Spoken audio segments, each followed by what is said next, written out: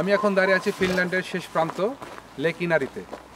Lake ইনারির মাঝেই গড়ে উঠেছে এই শহরটির নাম হলো ইভালো।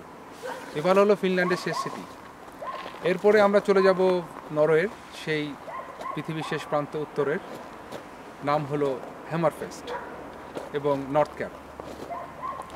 আমি গত 2 দিন ধরে এই জায়গাতে এসে পৌঁছেছি 1400 কিলোমিটার জার্নি করে। হেলসিঙ্কি থেকে রওনা দিলাম।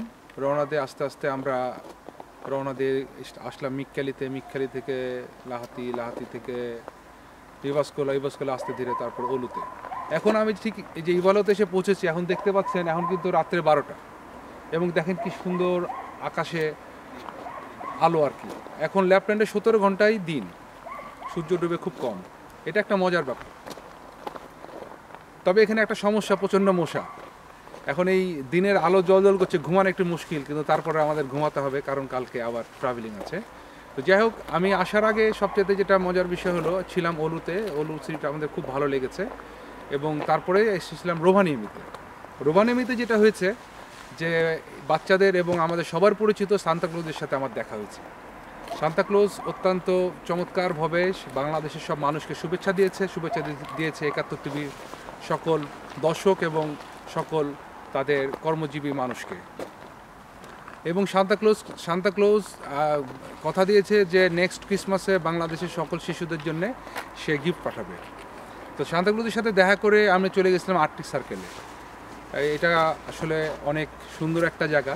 এই পৃথিবীর যে আর্কটিক সার্কেল, যে একটা রেখার মাধ্যমে সারা পৃথিবীটাকে আমরা ভাগ করা হয়েছে, যে পৃথিবীর এমন একটা জায়গা যেখানে বছরে একটা দিন কোনো সময় সূর্য উঠে না এবং বছরে একটি দিন যেখানে সূর্য কখনো ডুবে না।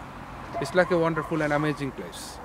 ওইখান থেকে আমরা আস্তে আস্তে চলে আসছি এই ল্যাপল্যান্ডের শেষ গন্তব্য, ফিনল্যান্ডের শেষ গন্তব্য এই লেক ইনারির পাশে গড়ে ওঠা ইভালো শহরে। এইখানে আসার সময় আমরা দেখতে পেলাম রেনডিয়ারের পাল, খুব মজা পেয়েছি। হ্যাঁ, অসংখ্য বন রেনডিয়ার এবং অবশ্যই পালিত রেনডিয়ারও আছে, যাদের মাঝখানে আমরা দেখতে পেয়েছি অনেকে সুন্দর সুন্দর বাচ্চাও ছিল। খুব চমৎকার লেগেছে। এই দিকে আসার সময় শুধু চোখে পড়েছে ছোট ছোট গাছ, তেমন বড় কোনো গাছ পড়েনি, কিন্তু খুব সুন্দর দিগন্ত। একটাই জিনিস এসে চোখে পড়েছে, সবুজ সবুজ আর সবুজ। ইভালোতে এসে খুবই ভালো লাগতেছে আমার। এবং সবচেয়ে মজার বিষয় হলো যে এই সানলাইটটা এখানে আরও উপভোগ করা। কিন্তু এখানে এখন ঠান্ডা, ভালো ঠান্ডা। এখন এখানকার টেম্পারেচার এখন অলমোস্ট মাইনাস ঠিক না, অ্যাকচুয়ালি +10-এর মতো আর কি। তার মানে বেশ ঠান্ডা, বাংলাদেশের সেই শীতকালের মতো আর কি। আশা করি আপনারা একটু পরে দেখতে পাবেন শান্তা আমাদেরকে যে শুভেচ্ছা দিয়েছে এবং 71 টিভিকে শুভেচ্ছা দিয়েছে, সেই শান্তার বাণী এবং শান্তার ঘর এবং শান্তার তার সব আসবাবপত্র এবং শান্তার তৈরি সব গিফটের কিছু ছবি। আশা করি আপনি উপভোগ করবেন। আমার সাথে থাকুন 71-এর সাথে। ধন্যবাদ।